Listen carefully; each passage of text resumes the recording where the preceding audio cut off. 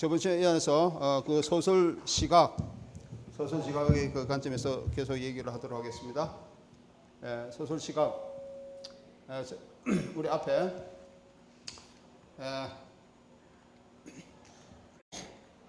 우리 1인칭 소설 상황에서 우리 저희 게테의 젊은 베르트의 슬픔 그 작품을 동독 작가인 에곤 긴트가 영화한 것을 살펴보았죠.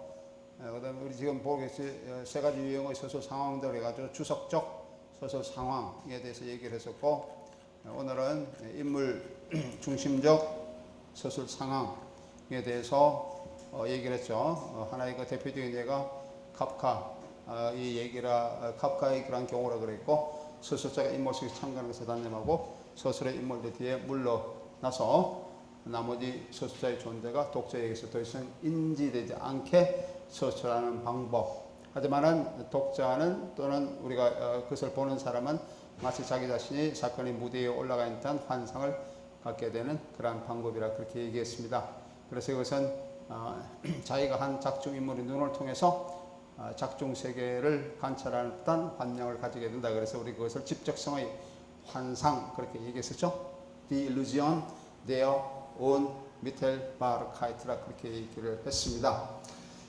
인물시각적 소설의 유형의 나타나고 있는 그것은 객관성의 요구라는 관점이고, 두 번째는 한 특정의 시각이 엄격하고도 계속 동일하게 유지되는 것을 통한 소설 기법상의 혁신이라고 얘기할 수 있고, 세 번째는 인간의 의식과 잠재의식이라고 하는 그런 새로운 주제, 잠재의식적 부분이 상당히 많이 반영되는 이러한 소설 기법이다 라고 얘기를 할 수 있죠. 그래서 인물시각적 소설에서 소설자가 없는 소설을 얘기하고, 즉 독자는 이 소설의 그 어느 곳에서도 개인적인 특징을 지녀한 소설자를 찾아보기는 힘들다 라고 하는 거죠. 또는 소설되고 있다고 하는 그 자체도 인지하기 힘들다 라고 그렇게 얘기했습니다.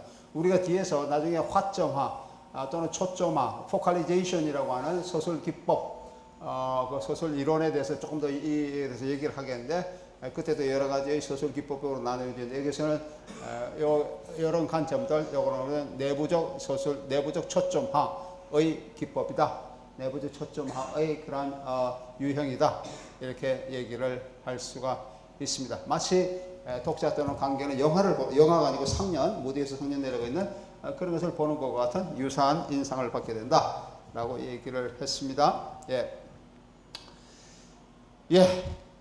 그리고 인물식 소설에는 주관적인 동기들에서 제약을 받는 한 개인적인 소설자의 환상이나 공상에서 생겨나고 있는 이런 것들을 얘기하는 것보다는 현실이 묘사되고 있는 그 부분에 상당히 강조를 두고 있다라고 합니다. 현실이 장면적으로 묘사되고 있는 것이며, 현실이 작중 인물의 의식 속에서 투영되고 있다라고 하는 그런 관점을 얘기한다고 얘기를 했습니다.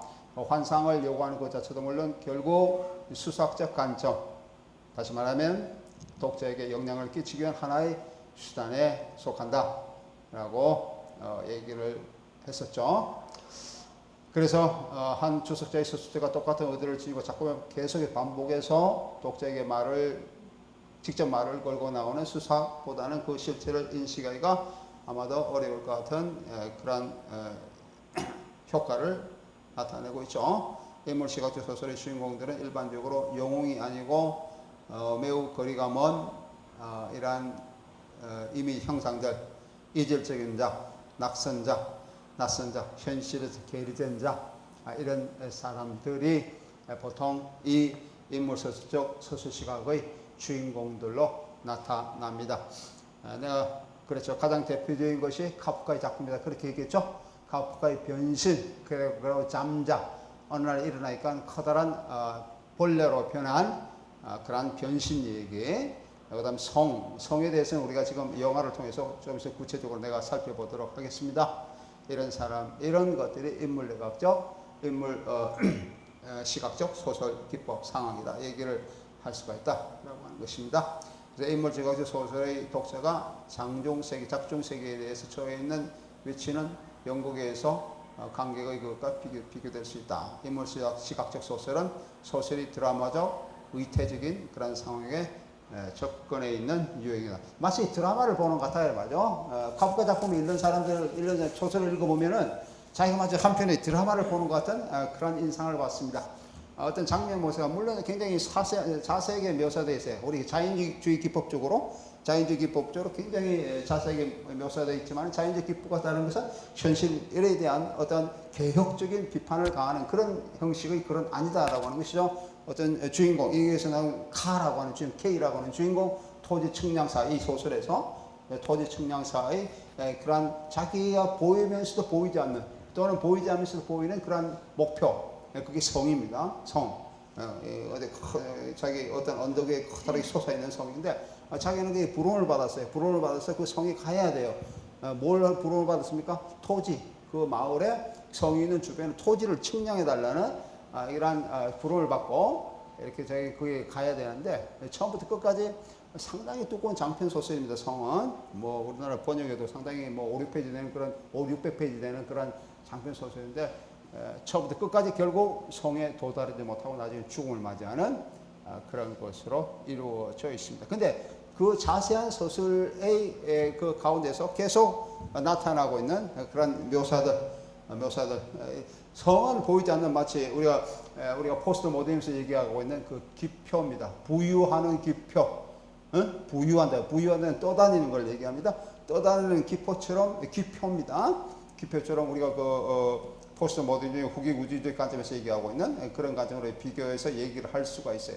나타났다가 없어지고 딱 다시 나타나. 마치 우리가 깜빡거리는 마치 등대불처럼 깜빡거리는 등대불 있죠? 깜빡거리는 그것처럼 뭐 잡힐 듯하면 잡히지 않고 가까이 있으면서 멀리 있고 멀리 있는 것은 멀리 있는 것 같으면서도 가까이 있는 이런 것이는 하여튼 그 장면 묘사는 현실에 대한 묘사는 굉장히 자세하게 마치 관객이 연극을 보는 것처럼 그런 식으로 자기에게 독자에게 다가온다는 얘기입니다.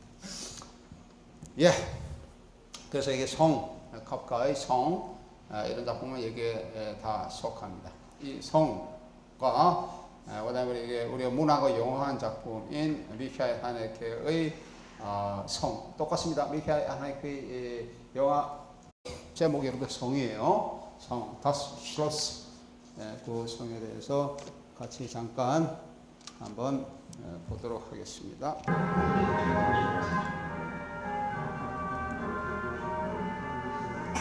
예, 다스 슐러스 나왔는데 여기 나오죠. 낙템 프로자 프라그멘트 폰 프란츠 카프카. 프란츠 카프카의 그 산문에 따라서 이렇게 그렇게 부제가 나와 있습니다. 우선 여기에 이 영화를 문학의 영화 미카엘 하네케의 이른바 포스트 모더니즘 영화인데 이걸 분석하기 전에 우리가 잠깐 같이 한번 보도록 내용의 하네케의 영화 매력이 어떤지 그런 것을 먼저 잠깐 보도록 하겠습니다. 이른바 그 포스트 모더니즘과 거부의 변증법이라는 것이죠. 포스트 모더니즘과 거부의 변증법. 미카엘 하네케의 특징은 우리가 여기에서는 문학과 영화를 보고 있지만은 문학과 영화 이외에도 이 사람이 연극, 영화, 텔레비전 이런 여러 가지 매체의 경계를 넘나드는 그러한 작가입니다. 영화 감독입니다. 오스트리아 사람이고요. 아방가르드 예술 전통을 토대로 하면서 다큐멘터리 리얼리즘을 추구하는 그러한 경향을 보이고 있습니다. 그래서 하네케 영화에서 줄거리와 등장인물이 다큐멘터리 영화를 모델로 하고 있다. 마치 다큐멘터리처럼 그렇게 자세히 보여주고 있다는 것이죠. 이것은 현실을 사물화한다라고 하는 것과도 상당히 연관이 있어요. 사물화한다는 것은 페어 딩 리흥 흔히 우리에서 독일의 프랑크푸르트 학파의 비판 이론의 입장이죠. 비판 이론에서 얘기하고 있는 사물화, 페어 딩 리흥 이런 것과도 상당히 밀접한 연관성을 지니고 있습니다. 현실의 사물화는 현실과의 거리감이 있다는 것이죠. 거리감을고 그 다음에 문화적 이질감 이런 것을 드러내면서 사물 속에서 나타나는 주체의 소원감을 심화시킵니다. 소원감이라고 하는 것은 주체가 현실과 사이가 떨어져 있다. 가깝게 있는 것이 아니고 떨어져 있다라고 하는 것을 보여주는 것이 소원감이라고 독일어는 엔트프렌딩을 얘기를 하겠습니다. 이 가지고서 낯선 것과의 만남, 낯선 것과의 만남 이런 두려움과 열정에 상반된 감정이 병립하는 사회에서 친숙하지 않은 이질성과의 그런 대립 이런 많이 주제화하고 있습니다. 이 설명은. 이 성도 마찬가지예요. 성도 그런 것을 보여주고 있습니다. 이러한 대립성은 낯선 사회에서의 그 이질성과의 대화, 이런 낯선 예술의 스스로에 대한 직관력을 지지 못하고 어떻게 하며 이로 인해서 예술에 대한 경험이 사물에 대한 사회를 반영하는 것을 보여주고 있습니다. 이른바 반예술과 변증법적 관계를 지닌다 이 말이죠. 예술이 반예술과 변증법의 관계를 지닌다라고 볼 수 있는데 이것은 아까 얘기한 프랑크푸르트 학파의 비판이론, 크리티시 테오리, 크리티컬 시어리, 비판이론의 아도르노의 의미에서 사물의 특성을 지킨다. 아도르노의 유명한 책 중에 미학이론이라는 책이 있습니다. 미학이론, 상당히 우리가 미학을 공부하는 사람들한테 굉장히 중요한 책인데요. 이 미학이론에서 카프카의 힘은 부정적인 현실 감정의 힘이다 라고 얘기를 하고 있어요. 카프카에 대해서 그렇게 얘기를 하고 있어요. 부정적인 현실 감정의 힘이다. 예, 이렇게 얘기를 하고 있는데 언급하면서 역사적 과정 속에서 침전된 표현 의미가 무의미하게 되고 있다 라고 그렇게 얘기하고 있습니다. 그래서 이게 나오는 이러한 관점이 우리가 조금 전에 얘기했던 카프카의 성 장편 소설, 이게 1926년도에 쓴 겁니다. 성 다스 슐로스라는 것을 1926년도에 쓴 건데 이것을 미하엘 하네케가 1997년도에 영화화하고 있습니다. 제목은 똑같습니다. 다스 슐로스 성이라고 얘기를 할 수 있습니다. 네, 하네케의 영화 미학은 사회의 부정성에서 떠나가서 몸을 매체화시키면서 매체의 사회적 기능을 강조합니다. 몸의 매체화는 몸의 위기를 전제로 하고 있다라고 하는 것이 이 감독의 하나의 그런 작가론이라고 해당되겠죠. 특히 아방가르드 예술이나 가상세계에서 또는 사이펑크 문화에서 잘 나타나고 있는 몸의 위기와 상실, 그것이 사회적 폭력의 문제와 연관되고 있습니다. 하네케의 TV 영화 성과 함께 1997년도에 제작된 퍼니 게임 이런 것들이 이 관점을 잘 보여주고 있죠. 이 사람, 이 미하엘 하네케의 영화에서 드러나고 있는 중요한 관점은 폭력입니다. 폭력. 사회의 부정성에서 야기되어지고 있는 폭력성이 송원화된 주책에 상당히 강하게 미치고 있다라고 하는 것을 주제로 하고 있어요. 그래서 이 폭력성, 이 미하엘 하네케의 작품을 우리 흔히 폭력의 미학이라고 얘기를 하고 있습니다. 폭력의 미학.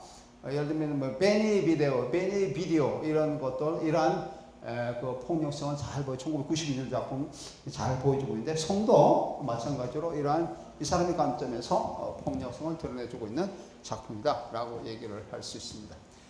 하네케의 성은 넓은 의미에서 1990년 이후에 영점은 시네마, 독일의 90년 이후의 영화를 포괄적으로 영점은 시네마라고 얘기를 하는데 그게 속한다고 볼 수 있습니다. 뉴점은 시네마 대조적으로 영점은 시네마는 새로운 리얼리즘을 추구합니다. 영점은 시네마는 관객을 교육시키고 새로운 리얼리즘에 적용하게 하는 그런 측면을 드러나게 하죠. 이런 흐름 속에서 미하엘 하네케의 다큐멘터리 리얼리즘은 관객의 의식뿐만 아니라 현실도 사물하고 있다.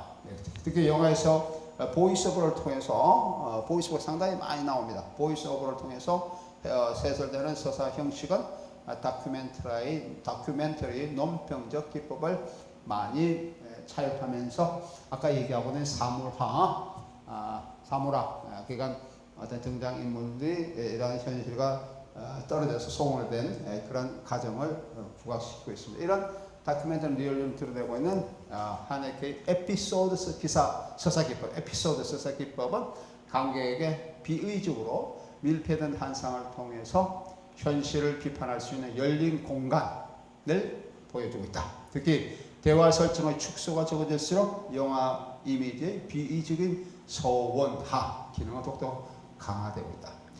이 작품에서 내가 조금 볼 텐데 우리 같이 대화 카프카의 성은 상당히 장편이죠. 장편을 이제 축소해서 이렇게 이제 영화하고 있는데 대화 설정이 상당히 축소되어 나타나고 있습니다. 이런 것들이 축소되면서 영화 이미지의 서사 기능을 강화시키는 역으로 강화시키는 그런 것을 보여주고 있다라고 합니다. 위해하는 다큐멘터리 리얼리즘, 조금 전에 얘기했던 다큐멘터리 리얼리즘 주제는 사회적으로 구조화된 낯섦과 이타성 내지는 이질성으로 의한 사회의 폭력성이다라고 합니다. 사회적으로 구조화된 낯섦, 이타성. 이타성은 우리 흔히 해서 알테르티라고 얘기하고요. 독일어는 알테리테트라고 얘기를 할 수 있죠. 알테르테는 또는 이질성으로 의한 사회의 폭력성이다. 성 이전의 그 영화 제7의 대륙, Der siebente Kontinent, 1989년 또는 베니스 비디오 1992년처럼 주인공은 죽음을 당하거나 내쫓기며 감시를 당하거나 공포에 처하는 그런 처지에 있습니다.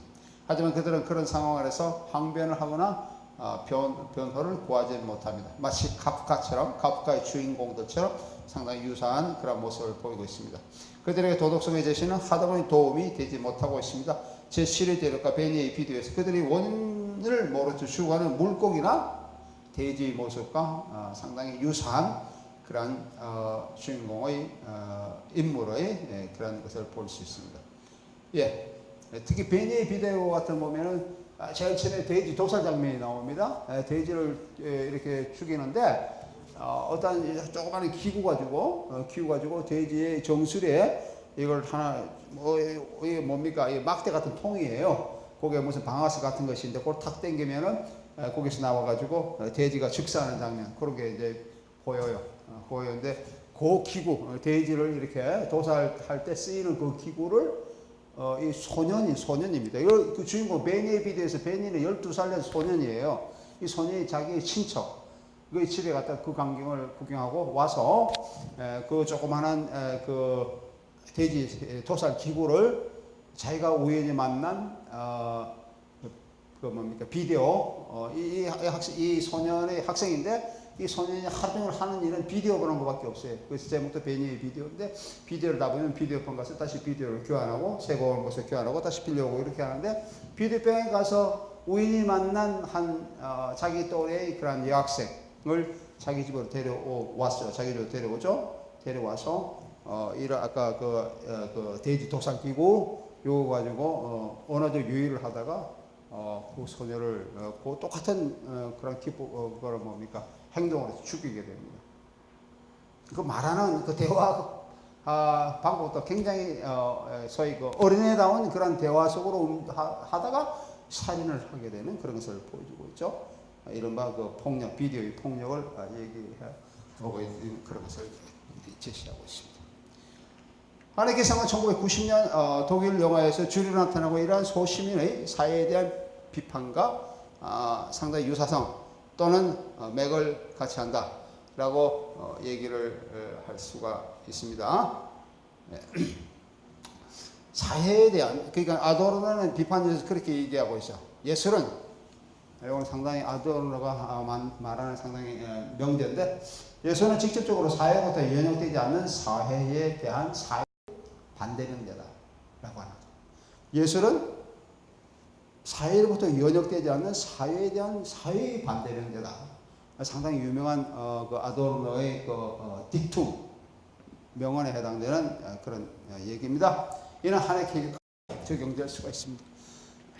하지만 하네케는 비판에서 말하는 거부의 변정법을 낯섦의 차이로 발전시키면서 포스트 모더니즘 문화의 유희 방식으로 받아들이고 있다 하는 점이 그 차이점을 보여주고 있죠. 그는 프란츠 그라브네이 인터뷰에서 포스트 모더니즘과 포스트 모더니즘 시대에 비판 이론의 거부의 변정법, 거부의 변정법, 비판 이론에서 얘기하는 거부의 변정법, 페어바이그노스 디알렉틱이라는데 그 자체는 문화 몰렉의 유희 방식이다라고 하는 것이죠. 예. 몰렉이라는 것은 우리 어디입니까? 아랍의 그런 그 이방신을 얘기하죠. 모든 다 삼키는, 모두 다 삼키는 그런 신. 그러니까 거부의 변증법, 아도르노가 비판에서 많이 얘기하고 이것이 자기 현재 포스트 모더니즘 또는 포스트 모더니즘에서의 하나의 유의 방식에 속한다. 그렇게 얘기를 하고 있습니다. 포스트 모더니즘 문화에 적용될 수 있다는 거부의 변정법은 문화 몰락의 방식에 해당됩니다. 거부의 변정법으로 하나님의 비판이 이르는 브레이트의 의미에서 생소화, 브레이트의 의미에서 생소화 과정, 소위 페어 프렌드스 에펙트와도 상당히 유사성을 보이고 있습니다. 하지만 이 생소한 과정은 제스처, 언어의 단편화, 그 다음에 관객의 비판적 시각, 또는 예술가가 언어의 일상적 사용에서 벗어나는 일탈의 미학, 소위 말해서 deviations aesthetic 또는 독일어로 하면 데비아 존스 에스테틱과 이를 통한 사회 비판으로 나타나고 있습니다. 이게 이제 미셸 하네케의 영화의 예술적인 특징이라고 얘기를 할 수가 있습니다. 하네케시 나타나는 일탈의 미학은 등장인물보다는 상황을 부각시키고, 여기 카프카의 기법과 상당히 유사하죠. 우리 요즘을 좀 보려고 합니다. 상황을 부각시키고 개인적 운명보다는 그런 상황을 초래한 사회 형식 이런 데 이 사람은 초점을 맞추고 있습니다. 그는 1993년 한 인터뷰에서 영화는 심리학에서 벗어나면 사물의 구조, 관계를 보여줄 찬스를 더 많이 가지게 된다라고 얘기를 하고 있습니다.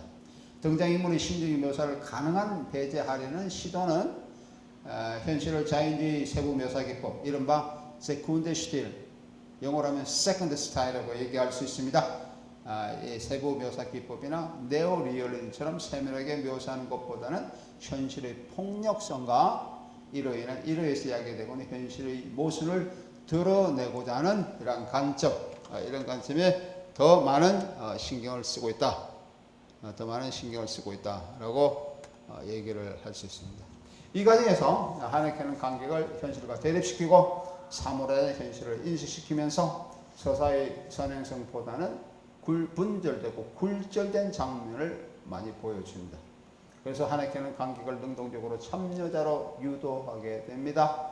이런 과정은 하네케 영화가 포스트 모더니즘 단편 미학에 대한 이론적 근거가 될 수가 있습니다. 반면하면은 미셸 하네케 영화는 유토피아가 상실된 현실의 단면을 제시하고 있다라고 얘기를 할 수가 있죠. 네, 여기까지가 미셸 하네케의 전반적인 영화 특징, 영화의 미학, 성을 포함합니다. 성을 포함해서 그런 것을 보여주고 있습니다. 이제 문학의 영화로서 카프카의 소설, 우리가 조금 전에 인물 시각적 소설 상황이라고 얘기하는 카프카의 소설 성은 우화적 성격의 짧은 그림 법 앞에서와 굶주린 예술가 법 앞에서 포된 게제츠. 저번 시간에 우리 전에 여러분들과 우리 잠깐 얘기했던 그 심판에서도 법 앞에서가 중요하게 나왔죠. 성당 장면에서 법 앞에서 얘기 나왔습니다. 이 법 앞에서 굶주린 예술가의와 서사 구조상 유사성을 지니고 있습니다. 이 소설은 영화화된 작품으로는 독일의 연출가이며 영화감독인 루돌프 넬테라고 하는 사람이 1968년에 이미 성이라고 하는 그 카프카의 작품을 영화화했습니다.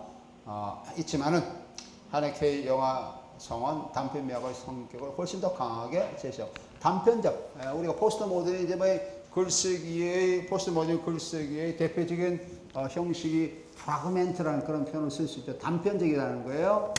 단편적. 그러니까 짤막하게 무엇을 묘사하는 것.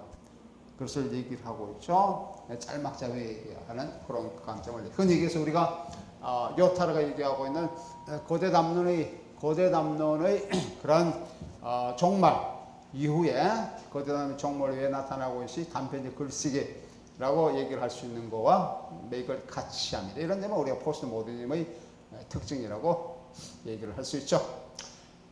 예, 토론토 영화제 또는 체코의 유럽 영화제에서 상영된 하네케의 성은 자신의 다른 영화에 비해서 눈에 띄게 다른 점이 있습니다. 즉, 그의 영화들은 일반적으로 사회 폭력과 매체 비판의 관점이 상당히 강하게 드러나는데 비해서 성은 문학의 영화라고 하는 그런 특징을 갖고 있는 것 위에도 이러한 관점이 외형적으로 두드러지지 않는다는 것이 특징입니다. 매체 비판보다는 상호 매체성의 변형에 더욱더 관점을 보여주고 있습니다.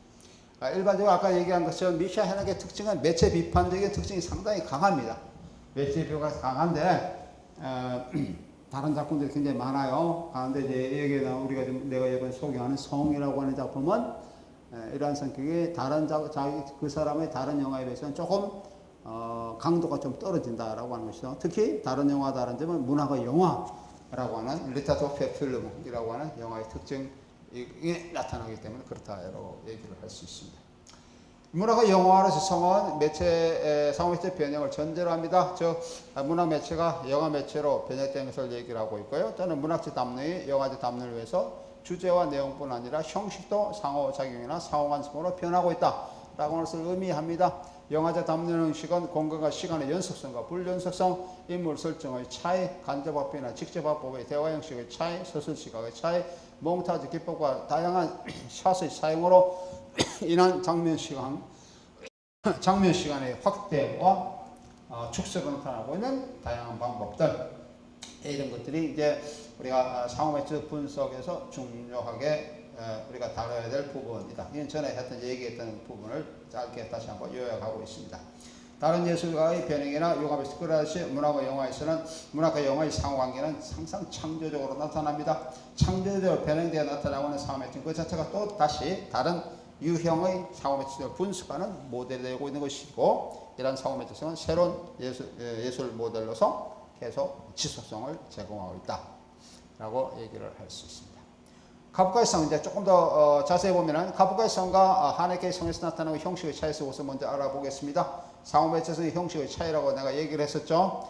하네케의 성, 영화 성은 대체적으로 카프카의 성의 수술 구조를 바꾸지 않고 그대로 유지하고 있습니다. 예. 상호매체 분석에서 특히 문학과 영화 분석에서 내가 서술 구조 차이점의 분석이 상당히 중요하다고 얘기하고 있죠. 문학자 앞에서 나타나는 서술 구조와 그것이 영화화된, 우리가 주로 여기서 문학과 영화를 많이 다루고 있기 때문에 영화로 나타나고 있는 그런 영화에서 서술 구조가 어떻게 차이를 나타내고 있느냐라고 하는 것입니다. 이런 서술 구조의 차이. 만약에 바뀌었다면 어떻게 바뀌고 있냐, 뭐 때문에 바뀌고 있냐, 이런 것을 우리가 살펴봐야 된다고 그렇게 했죠. 이런 과정에서 표현주의 영화 이후 계속 논란이 되고 있는 문학작품 충실성, 이런 관점이 유지되고 있다라고 얘기를 할 수가 있죠. 내가 아마 이전 시간에 얘기했죠. 그 각색 문제, 그죠? 문학의 영화도 문학작품을 시나리오로 바꿔서 이렇게 이제 영화화하게 되는, 이른바 각색을 하게 되는데, 그 각색의 기법에 대해서 내가 이전 시간에 얘기했었죠. 각색의 기법, 그게 뭐라 그럴까요? 그대로 충실하게 이렇게 각색하는 방법이 있고, 아니면은 전체적으로 주제만 따와서 각색하는 방법이 있고, 아니면 어떤 모티브, 커다란 모티브를 가지고 각색하는 방법, 여러 가지 방법 유형이 있다, 그렇게 얘기를 할 수가 있는데, 이거는 상당히 충실성에 가깝게 유지되고 있다라고 얘기를 할 수 있습니다. 하지만은 서사 구조상의 충실성이 얘기하는 것이고, 대화 형식 소설은 대화 형식 소설이 많이 포함하고 있는 카프카의 성과 달리 하네케 성화에서는 대화 형식의 서사 내용이 삭제나 축소되고 있다. 성에서는 대화가, 이건 산문이지만 소설이지만 대화 형식이 상당히 많이 들어가 있는데, 이거는 영화에서는 삭제나 축소되고 있다라고 얘기를 할 수 있습니다. 그리고 소재나 모티브, 줄거리 일부도 변경되거나 변형되어서 나타난다. 이래서 소설의 많은 소설 부분이 대화로 바뀌지만은 간접화법보다는 직접화법으로 해서 대화가 많이 삭제나 축소되고, 이래서 관객에 전달되는 의미 전달이 모호해진다. 이러한 모호성은 주체성을 상실한 주인공이 사회에서 위치하고 있는 이타성의 의미를 심화시키고 있다라고 합니다. 그렇죠? 관객의 의미 전달이 상당히 모호해지고, 이건 대화가 축소되면서 모호해진다는 것이에요. 그런 의미로 해서 이런 모든 주체가 상실한 주인공이 사회에서 자기가 어떤 위치에 차지하고 있냐. 이 과정에서 시간과 공간의 불연속성이 카프카의 소설보다는 더 가격하게 나타나고 있다. 또한 이 영화는 단편명, 꺼내읽기, 이타성으로서의 낯섦의 차이, 기호로 기능하는 권력, 지형도의 부유성, 이미지 서사, 어둠 속의 영화관 장치 이론 등이 강조되고 있다라고 하는 겁니다. 점에서 카프카의 성은 포스트 모더니즘 중에서 재해석 관계. 이게 이 영화에 나타나고 있는 중요한 미학적 관점입니다. 단편미학, 꺼내읽기, 끊어있는 이런 관점들이 영화에서 많이 부각되고 있어요. 이타성화에서 낯섦의 차이, 그 기호로 기능하는 권력 지형도의 부유성, 이미지 서사, 대화가 많이 추격되고, 대화의 그런 의미 부분을 이미지로 이어가 나가는 이미지 서사, 이런 부분들, 그 다음에 영화관 장치론 이런 것들이 많이 나타난다라고 하는 겁니다. 재해석이라고 얘기할 수 있는데 카프카 작품을 포스트 모더니즘으로 재해석한 영화라고 이 문학과 영화 작품 그렇게 얘기할 수 있는데 이까지 두드러진 것은 영화가 20장으로 이루어져 있는 카프카의 소설에 비해서 눈에 띄게 축소된 곳이 많다. 카프카의 성은 크게 봐서 20장, 1장에서 20장까지 쭉 이루어져 있습니다. 많이 축약됐다. 뭐 예를 들면은 15장, 소설에서 15장 올가의 보고 형식이 서술되고 있는 사환, 바라바나스의 집안 얘기, 이런 것들이 많이 이제 축약되어 있다라고 하는 것이죠. 카프카는 이 얘기를 통해서 성의 고위 관리인 크람의 다존재의 기포로서 기능하고 있는 것과 성의 기이한 구조와 관료 조직에 대해 더 독자에게 전달하고 있습니다. 소설의 이 부분에서 바르바나스의 집안 이야기는 대략 한 50페이지를 차지할 정도로 상세하게 구분되고 있습니다. 15장에서 바르바나스라고 하는 사환입니다. 사환은 성에서 보낸 사환을 얘기해요. 성에서 보낸 사환이 그 성의 그런 뭐 거의 성의 고위 관련된 군주와 같은 위치에 차지하고 있는 사람이 인물이 크람이라는 인물입니다. 크람입니다. 이 사람에 대해서 그리고 또 이 바르바나스 집안 얘기 이 소설 한 50페이지 정도 굉장히 많이 소설되어 있지만 영화에서 불과 몇 마디로 축약되어 있습니다. 그뿐 아니라 소설에서 묘사되고 있는 K의 죄와 책임감에 대한 부분이 영화에서는 모호하게 이미지화되고 있습니다. 그리고 주민들에게 미친 K의 영향이 추측되고 있습니다. 이러한 축소는 하네케의 나스의 미학을 또 강화시키는 그런 작용을 하고 있습니다. 또 제9장, 아까 15장 얘기를 했는데 9장 여기에 나오는 클라마의 마을 조수인 모무스의 신문 그리고 절대 권력에 대한 개인의 투쟁이 약화되어지고 있는 이런 부분들. 그리고 여급 페피와의 대화도 상당히 축소되고 있습니다. 여급이라고 하는 것은 그 여자 급사를 얘기합니다. 호텔, 두 종류의 호텔이 나오는데요. 카가 성에 가기 이전에 머문 그런 유형의 두 종류의 호텔이 나옵니다. 두 종류인데 여급의 그 호텔에서 일하는 그 급사로서의 여급을 얘기를 하고 있습니다. 그리고 제15장에서 아말리아의 간신거리와 바르바나스의 성에서 일을 하는 일에 대해서 올가가 K와 나누는 대화, 성의 소방관인 조르티니와 아말리아에 관한 비밀, 조르티니의 편지 내용을 이행하지 않는 아말리아의 죄, 가족의 생존을 위해서 올바 집안에 부탁하러 가기, 올가의 계획 등등 이런 등은 생략 내지는 압축되어 나타나고 있습니다. 특히 15장에서 압축되는 부분이 많아요. 15장, 9장 이런 것이 상당히 많이 압축되어 나타나고 있다는 것이죠. 그리고 영화의 맨 마지막에서 소설에 나오는 신사여관의 여주인과의 만남은 생략되고 있습니다. 이러한 축소와 생략으로 나타나고 있는 의미의 빈 공간이 이미지 서사로 채워진다라고 합니다. 그리고 소설과 마찬가지로 영화에서도 주인공 K 및 그 밖의 인물들은 대체로 그대로 등장하지만은 인물 설정에서도 소설 속의 몇몇의 인물은 제외되어서 나타나고 있습니다. 삭제된 인물을 예를 들면 성의 여러 관리들과 하인들 그리고 소설의 제15장에서 언급되어 있는 소방대장 제만 이런 사람들은 생략되어 있습니다. 그런데 이러한 인물들이 이타성 낯섦을 드러내기 위해서 커다란 비중을 지니고 있지 않기 때문에 그렇게 나타나고 있죠. 하네케에서의 낯섦의 미학, 아까 얘기한 낯섦의 미학은 어둠 속에서 시작합니다. 카프카의 성에서 문자 이미지와 유사하게 그의 성에서 영화 이미지는 어두움 또는 저녁이나 밤의 모티브가 주도적으로 나타나고 있습니다. 특히 영화에서 전반적으로 보이는 눈보라, 우리가 좀 이따 볼 건데요. 눈보라. 이 영화의 전반적인 시기는 전반적인 그런 것은 주로 밤, 그 다음에 눈, 보라. 영화에서 볼 수 있을 때 굉장히 눈이 많이 쌓인 그런 장면들이 계속 반복돼서 보여주고 있습니다. 어둠, 저녁, 밤에 어떻게 주도하고, 특히 영화 정말 눈보라, 안개, 집안의 전기, 그리고 집안 내부를 보이는 집안 전기에서 뿌옇게 나타나고 있는 상황을 보여주고 있습니다. 그 다음에 사람이 보이더라도 작은 램프 불빛, 촛불, 뭐 이런 거. 이래서 관객들에게 장면을 인식을 조금 힘들게 하고 있는 경우가 있습니다. 예컨대 이 영화의 시작은 늦은 저녁에 K가 마을에 도착하는 것을 시작하고 있습니다. 같이 한번 볼까요?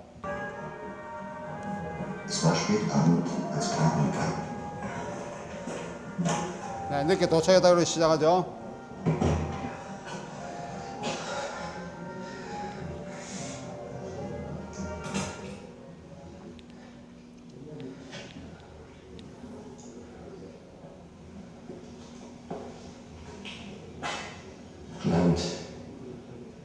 Kann ich ein Zimmer haben?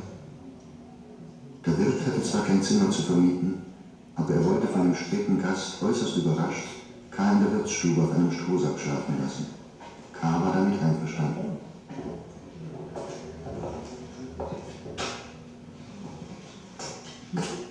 예, 제일 처음에 들어와서 이 카라고 하는 사람이 이 호텔을 보는 그런 그 장면들, 몇 가지 장면들 여러분 봤습니까? 탁탁 자기가 선택적으로 보는 그런 장면들만 몇 가지 들어오게 있습니다. 눈에 주행, 라디오, 그리고 테이블에 앉아있는 사람, 호텔 장면 이런 것만 탁탁 눈에 들어오고 있는 이른바 단편 기법, 이런 것들이 상당히 눈에 많이 띄게 되죠. 다시 보면은 이 시장은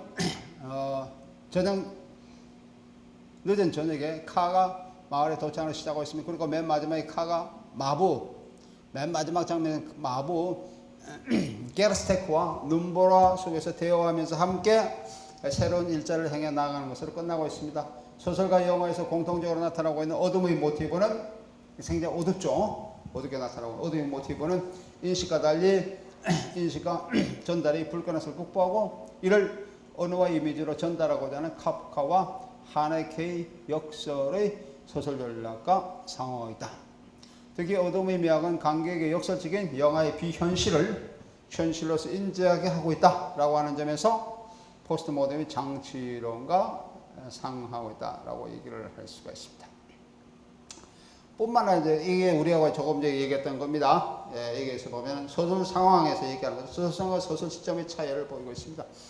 제18장에서 성의 사원인 비르겔 에피소드 등에서 논평적 시점이 보이기도 하지만 카프카 성은 주인공 카의 중심의 인물 시점적인 소설. 그냥 아까 내가 얘기했던 인물 시점적 소설 대어 페어스날의 로망이라고 얘기할 수 있습니다. 그리고 그 내면적 시점을 지배적으로 보여주고 있습니다. 작가가 뒤로 물러나 있게 되고 장면 모세가 지배적으로 나타나게 되고 독자는 현재 시점과 지금의 장소에 초점을 맞추게 됩니다. 현재의 시점과 지금의 장소.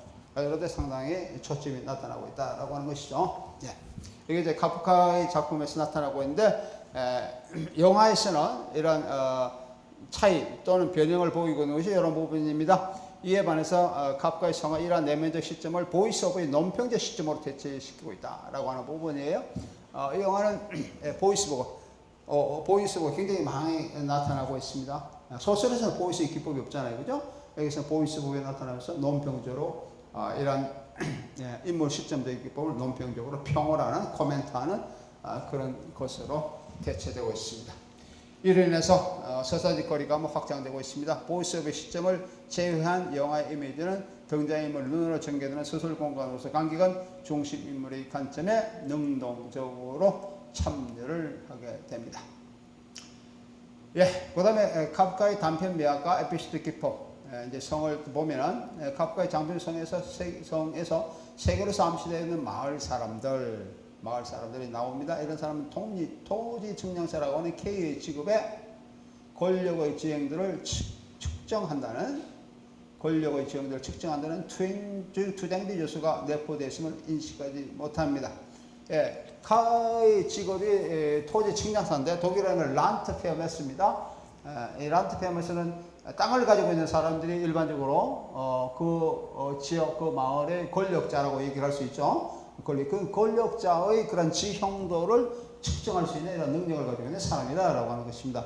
하지만 측정한다는 그런 의미에서 이제 투쟁 요소가 가미되고 있는데 마을 사람들은 이런 카의 직업에서 나타나고 있는 이러한 투쟁 요소를 인식을 못하고 있습니다. 이러한 인식을 하지 못하고 있는 그 자체 이미 카의 혁명적인 투쟁의 본질이다라고 하는 것이죠. 역설적이죠.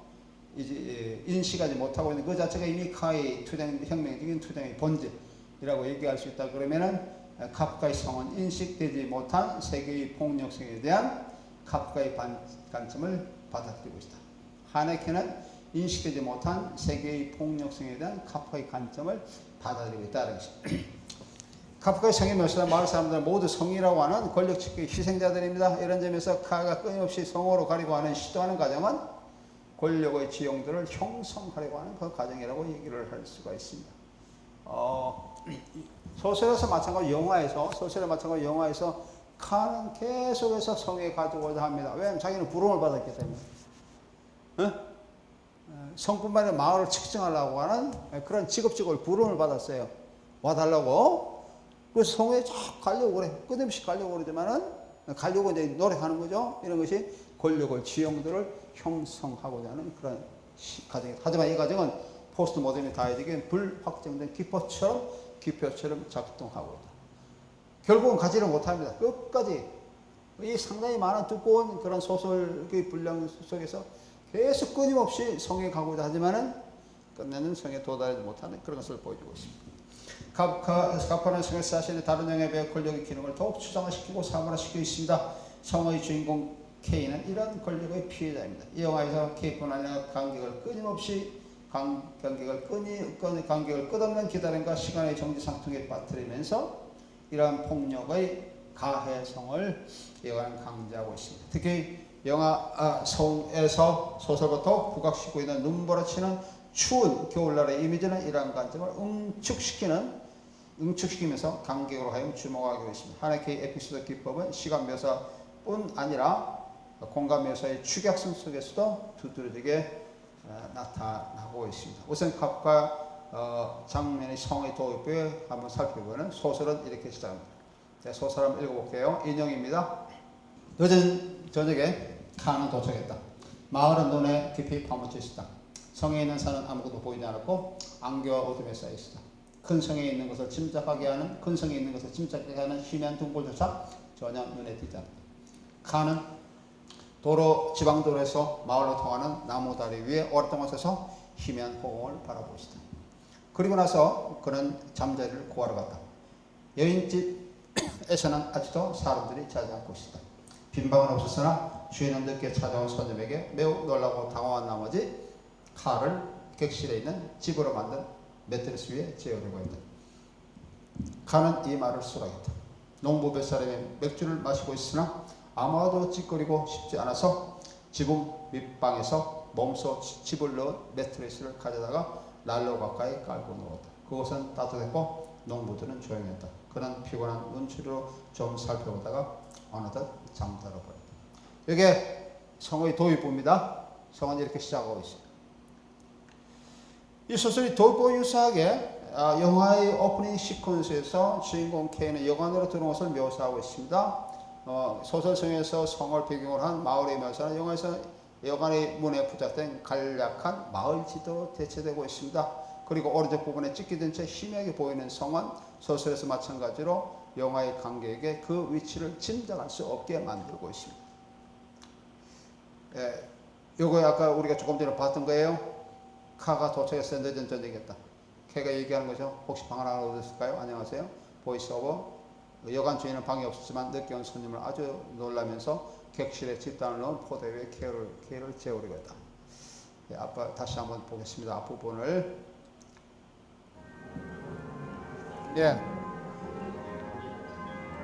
여기 보면은 이 시작이 지도로 시작하고 있어요. 지도. 이게 이제 그 문 쪽에 붙어 있는 그 지도인데요. 이렇게 이제 지도로 시작하고 있는 것을 보여주고 있고, 소설에서 성의 묘사를 지도로 묘사하고 있다는 거예요. 이게 이제 오프닝 크레딧이 나타나고 있는 부분이죠.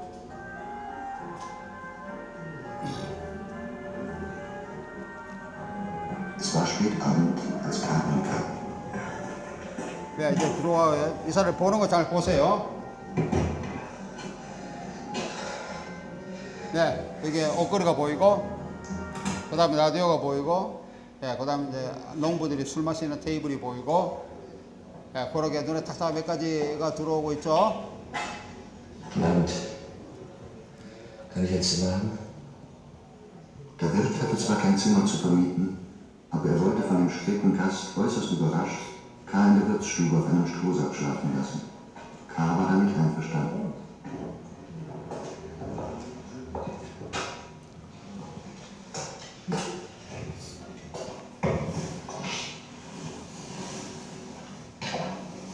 뒤에 보입니까? 네?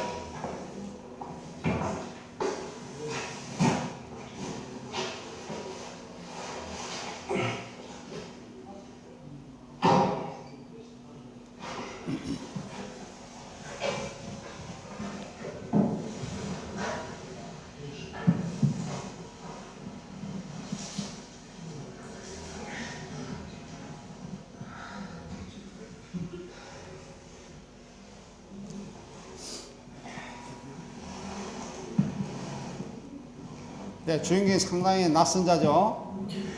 현실에 소외된 그런 자로서 이 잠자리조차도 이렇게 대접받지 못하는 그런 이질적인 존재로 이렇게 취급하고 있는 것을 보여주고 있습니다.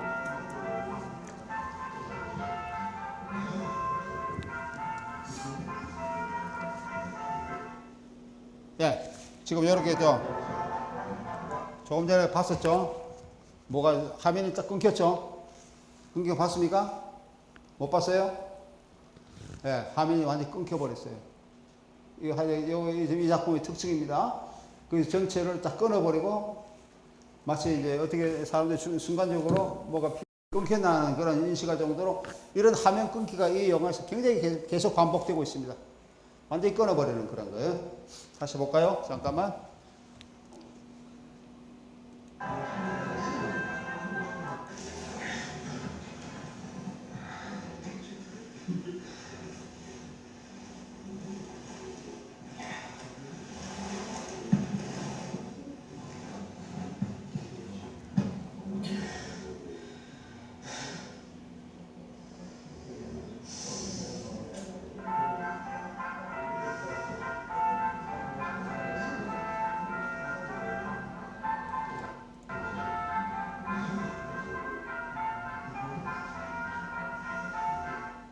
네, 이 부분이죠.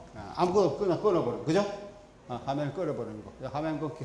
그래서 화면 끊기 기법은 여러 가지 기법이 있습니다. 화면 끊기, 뭐, 우리 흔히 얘기해서 시퀀스를 바꿀 때 화면 끊기 이런 방법을 이제 쓰지만은 그 이전에서는 이렇게 많이 쓰지 않고 포스트 모더니즘에서 많이 쓰이는 기법 중에 하나가 이렇게, 갑작스럽게 화면을 끊는, 아무것도 없는 것처럼 이렇게 끊는 방법.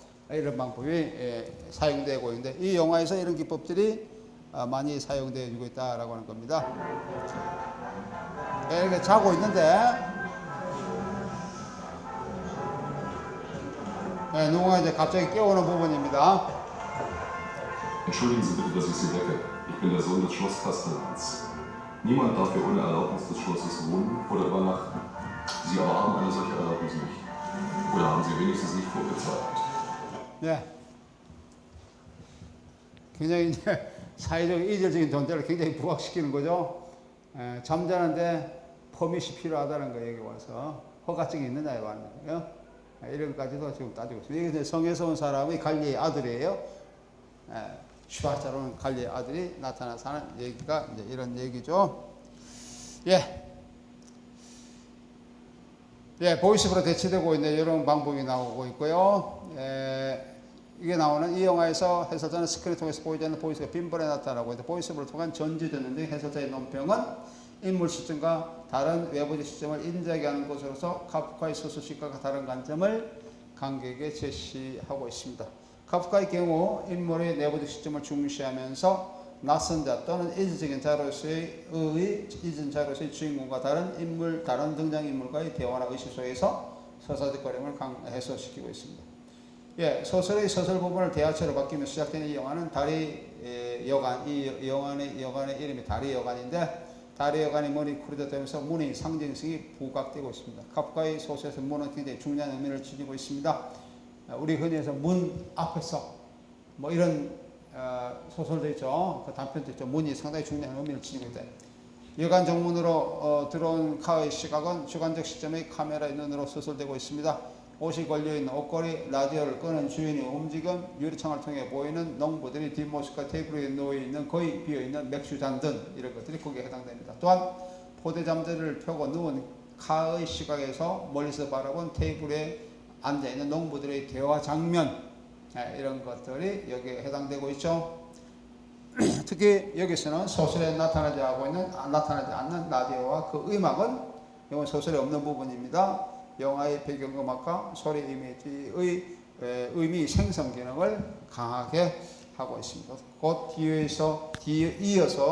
이어지는 장면에서 라디오가 꺼지면서 영화의 배경음악이 중독되고 있습니다. 여관의 전체 모습 부분이 전체를 대신하고 있는 이러한 환유적 기법, 환유 부분에서 전체를 대신하는 것, 흔히 얘기해서 파스 프로 토토라고 그렇게 얘기하고 있죠. 이 환유적 기법과 영화의 배경음악을 대신하는 라디오는 영화의 배경음을 대신해서 이 영화의 그 배경음악이 라디오에서 흘러나오는 그런 소리, 음악으로서 이 영화의 그 배경음을 대신하고 있죠. 그런 의미에서 이 라디오는 우리는 그 비유적 기법에서는 제유 기법이다, 그렇게 얘기를 하고 있습니다. 진액독해라고 하는 제유의 기법이라고 얘기를 하고 있습니다. 이 기법은 소설의 영화와 같은 상호매체성이 중요한 수사학적 기법이다 라고 하는 것이죠. 그뿐만 아니라 포스트 모더니즘 수사학에서 많이 쓰이는 유형입니다. 그리고 포스트 모더니즘도 많은 비유적 의미가 많이 나타나고 있지만 포스트 모더니즘에서 많이 쓰이는 그런 기법 중에 하나가 환유라고 하는 기법입니다. 아까 이게 메토노미라고 하는 기법이에요. 메토노미와의 경우는 진액독해, 제유, 이 기법이 굉장히 많이 사용되어지고 있는데, 우리가 이 앞부분에서 볼 수 있는 여관의 전체를 부분으로서 대신해주고 있는 이런 기법, 이거 환유고, 라디오라고 하는 이런 부분들, 영화의 배경음을 대신해서 나타나는 이런 하나의 제유적 기법이다 라고 얘기할 수가 있습니다. 소설성에서 유사하게 하네켄은 카의 눈을 통해서 시각적 인식법을 제안시키고 있습니다. 이러한 시각은 현실을 바라보고 있는 주인공 카의 사고를 단편적으로 구조하며 관객에게도 외부 세계의 사건을 분절된 상태로 인식하게 하고 있습니다. 이미 영화 성의 앞부분은 이러한 시각을 잘 보여주고 있습니다. 포대 잠자리에 누워있는 카는 곧장 잠에 빠졌는데 그를 깨우는 성의 집사 아들인 슈바르츠, 조금 전에 우리가 보았던 남자죠. 슈바르츠와의 대화 장면에서는 화면 긋기 형식의 시큼한 장면이 잠깐 나타나고 있습니다. 특히 슈바르츠는 관료직의 무례함으로 K가 성의 허락 없이는 여관이나 마을에 머무는 것이 인정되지 않는다라고 하는 것을 말하는 인물인데, 또한 소설과 유사하게 나타나고 있습니다. 그는 K의 사생활에 침입하면서 방해하려는 폭력적인 인물로 나타나고 있습니다. 그리고 여선생 기자, 이름입니다. 기자라고 하는 와 슈바르츠가 연인관계라고 하는 사실 또한 K에게 또 다른 테러로 다가오는 폭력으로 나타납니다. 조금 있으면 이제 여기 여선생 기자라고 하는 여선생이 나와요.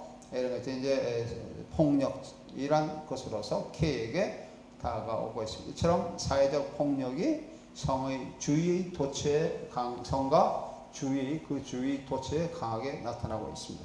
영화에서는 슈바르츠가 하이앵글 샷으로 투시되면서 독재적이고, 그러니까 잠자고 있는 사람이 한테 이 슈바르츠라고 하는 아까 그 사람이 왔었죠. 그래서 잠자고 누워서 바라보는 물론 당연한 시각이겠지만은 이렇게 보면 하이앵글 시각으로 나타나면서 그 사람을 독재적이고 위압적인, 폭력적인 또는 공포 이미지로 부각시키고 있다라고 하는 것입니다. 주관적인 카메라 시스템을 잘 보여주고 있는 이 부분은 소설과 비교해서 전혀 서사적 간극이 없이 다음과 같이 K를 깨우는 슈바르츠를 묘사하고 있습니다. 그것은 잠깐 볼까요? 이것은 따뜻했고 농부들은 소용했다. 그는 피곤한 눈치로 좀 살펴보다가 어느덧 잠이 들었다. 그러다 잠든 지 얼마 안 됐는데 벌써 그를 깨우는 사람이 있었다 라고 이렇게 지금 얘기를 하고 있죠. 우리가 영화제에 보았던 그 부분입니다. 영화의 시작점에서 이어지는 이 부분은 잠이 든 K의 모습을 독자에게 전해주고 있다는 점에서 해설자의 논평입니다. 소설에서 이 부분이 K의 주관적 시점에서 소설자의 논평으로 바뀌고 있다는 것과는 달리 영화에서 이 부분은 화면 끊기 형식으로 이어지고 있습니다.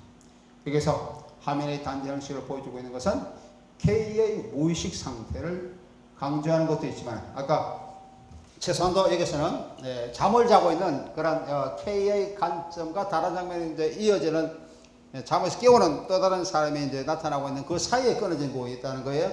그래서 그것은 K의 무의 상태를 강조하는 그런 것도 얘기를 할 수 있습니다. 하지만은 소통이 단절된 사회를 극단적으로 보여주기 위한 것, 의미론적으로 화면 끊기도 하나의 이미지 서사 기법입니다.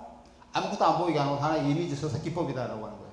그래서 한편으로는 이 사람의 잠자는 사람의 무의 상태를 보여주기도 하지만 다른 한편은 소통이 단절된 사회를 극단적으로 나타나고 있는 것이기도 하다라고 하는 것이죠. 잠이 빠지기 이전의 시퀀스와 그 이후의 시퀀스를 완전히 찾아내는 형식은 성의 마지막 부분에서 역시 잠과 연관되어 또다시 반복되고 있습니다. 잠과 연관되는 부분에서 좀 화면 끊기 방식이 이루어졌다고 하는 거, 이런 건 좀 특이한 점이다라고 하는 거예요. 영화 마지막 부분에서 이런 것이 나타나고 지고 있다. 화면 끊기는 몽타주의의 한 유형입니다. 그죠? 몽타주의 한 유형이에요. 몽타주의 한 유형에서 화면 끊기는 무의식 상태. 소통의 단절 이외에도 소설에서 자세히 묘사하는 부분을 생략하는 방법으로 사용된 겁니다. 이게 이제 세 번째 기능입니다. 화면 끊기가 이 영화에서 특히 이 장면에서 세 가지 의미를 지니고 있다. 최소한 무의식 상태, 소통의 단절, 또는 소설에서 자세히 묘사된 부분을 생략하는 방법. 예컨대 소설의 제1장 앞부분에서 자세히 서술되어 있는 성은 영화에서 전혀 보이지 않는데 다음 장면에서 넘어갈 때 화면 끊기가 또다시 나타나고 있습니다. 소설에서 서술되는 성은 뚜렷한 윤곽을 나타내며 작은 도시의 모습으로 주택과 교회의 탑을 형성하는 것으로 묘사되고 있습니다. 소설은 이 부분을 다음과 같이 묘사하고 있습니다. 소설을 인용하겠습니다. 소설에서 성을 묘사하는 부분을 잠깐 인용해 보겠습니다. 대체로 성은 소설에 쓰여 있는 부분입니다. 대체로 성은 이곳 먼 곳을 보아도 K의 기도와 별 다름이 없었다. 그것은 오래된 기사의 성도 아니고 화려한 건물도 아니었다. 옆으로 퍼진 폭이 넓은 건축이고 몇 개 안 되는 3층 건물과 오물오물 촘촘히 서 있는 많은 건물들로 구성되어 있었다. 이것이 성이라는 사실을 알지 못했다면 작은 도시라고 생각했을지도 모르겠다. 단지 탑 하나가 K의 눈에 띄었으나 주택 건물의 일부인지 그렇지 않으면 교회의 것인지 구별할 수 없었다. 까마귀 떼들이 이 탑을 뺑뺑 맴돌고 있었다. 이건 소설에서 나타나고 있는 성의 묘사 부분입니다. 맑게 갠 날씨 속에서 뚜렷이 보이는 성의 모습은 3층 건물을 중심으로 비좁게 들어선 낡은 건물들로 이루어져 있다 라고 묘사되고 있죠. K가 걷고 있는 마을은 초락이 그지없는 돌로 된 건물들이 들어선 마을에 불과합니다. K가 이 정도 마을을 보는 자신의 고향이 훨씬 나을 것이라는 말은 이 성과 마을의 초라함을 더욱더 부각시키고 있습니다. 소설에서는 그런 표현이 나오고 있어요. 애초에 K의 기도와는 달리 이 성과 마을의 묘사만으로도 K가 뭔가 잘못 찾아왔다는 인상을 받게 합니다. 특히 K가 고향 마을의 교회탑과 성의 탑을 비교하는 장면에서 성이 종교적으로 초월적인 권위를 넘을 수 있음을 강하게 암시하고 있습니다. 어둠 속에서 나타나고 있는 성의 추상성 내지는 불확정성은 소설의 제8장 앞부분에도 소설되고 있습니다. 여기 앞에 나오는 1장 부분과 8장에서 성이 어떻게 카에 비치고 있는가라고 하는 것을 묘사한 부분은 이렇게 짧게 정리할 수가 있다. 하지만 이 반에서 영화에서는 어떻게 묘사되고 있는지 잠깐 볼까요? 이에 반해 영화에서 이러한 자세한 세부 묘사는 소설 영화에서는 영화 성에서는 서술되지 않습니다. 단지 지도의 한 지점으로 암시되고 제일 처음에 시작할 때 지도가 보였죠? 지도의 한 점으로 암시되고 있고 암시된 성은 K가 끊임없이 추구해야만 국지화될 수 없는 불특정의 비어있는 장소입니다. 왜? 보이지 않고 말로만 지도의 한 점으로 나타나고 있는 이런 부분들 이게 임의한 장소다. 임의한 장소. 특정하지 않는 비어있는 장소로 보여주고 있다. 의미론적으로 그렇게 나타나고 있다는 점이죠. 이런 저 성은 데리다의 의미에서 작 데리다 우리 포스트 모더니즘 해체 이론, 의미 산포 이론 또는 차연 이론 이런 것을 잘 보여주고 있는 데리다죠. 데리다의 의미에서 불확정성의 기표, 성은 불확정성의 기표로 작동하고 있다. 또는 들레이즈의 의미에서 성은 이미지 층의 심도를 확정하는 시간 이미지의 기호, 시간의 이미지 기호라고도 우리가 얘기할 수가 있습니다. 특히 영화의 앞부분에서 성으로 찾아가는 도중 K가 선생과 아이들을 만나는 장면, 선생과의 만남에서 헤어지고 눈길을 걷는 장면, 그리고 벌판의 한 민가에 도착하기까지의 장면에서 화면의 단절은 이러한 불확정성을 강하게 암시하고 있습니다. 이러한 점은 소설 묘사의 단축, 시간 장면의 축소, 이미지 단절로 나타나고 있습니다. 특히 휘역공 라제망가의 짧은 대화 이후 K의 조수인 아르투르와 에레미야스와의 만나는 시퀀스는 소설에서 제1장과 2장에서 나뉘는 부분에 해당되고 있습니다. 이 부분 역시 화면의 단절을 보여주고 있습니다. 역시 마찬가지로 화면 끊기로 나타나고 있습니다. 라제망가, 피역공 라제망가의 만남 이후 제1장의 마지막에서 성으로 가는 눈길에서 마부인 게르스테크를 만나 썰매를 타고 가고 있는 부분이 나오는데 이 부분은 자세히 서술되고 있는데 이 부분의 영화에서는 삭제대로 나타나고 있습니다. 영화에서는 그것이 제대로 나타나지 않고 짧게 나타나고 있다라는 것이죠. 이렇게 보면 이 영화의 전체에서 나타나고 있지만은 이미 제1장에서 많이 보이는 화면 끊기는 딜레이드 의미에서 시간의 흐름과 사수로 이루어지고 있는 운동 이미지를 해소시키는 것이다. 그렇죠? 그 다음에 하네케 영화에서 화면 끊기는 최소한 4가지 서술의 기능을 하고 있다. 주인공의 무의식 상태, 소통의 단절, 소설 묘사의 단축, 시간 장면의 축소, 이미지 단절, 이런 기능들을 하고 있다고 합니다. 그리고 또 이 또한 그 영화가 제시하고 있는 단편의 미학을 보여주고 있는 것이다 라고 얘기를 할 수가 있어요. 예. 그러니까 여기 내가 지금 얘기한 문학의 영화 분석, 지금 얘기하고 있는 문학의 영화의 분석, 특히 포스트 모더니즘의 영화를 분석하는데 어떠한 방법으로 분석해야 될 것인가 라고 하는 걸 보여주고 있고, 내가 이 영화를 소개하고 있는 것은 우리가 아까 얘기하고 있는 그 서술 기법 있죠. 서술 기법의 차이가 이렇게 나타나고 있다 라고 하는 것을 지금 얘기를 하고 있습니다. 이런 것은 또 오늘 시간이 다 돼서 다음 시간에 조금 이어가면서 그 다음에 서술 기법에 대해서 계속 얘기를 하도록 하겠습니다. 그만.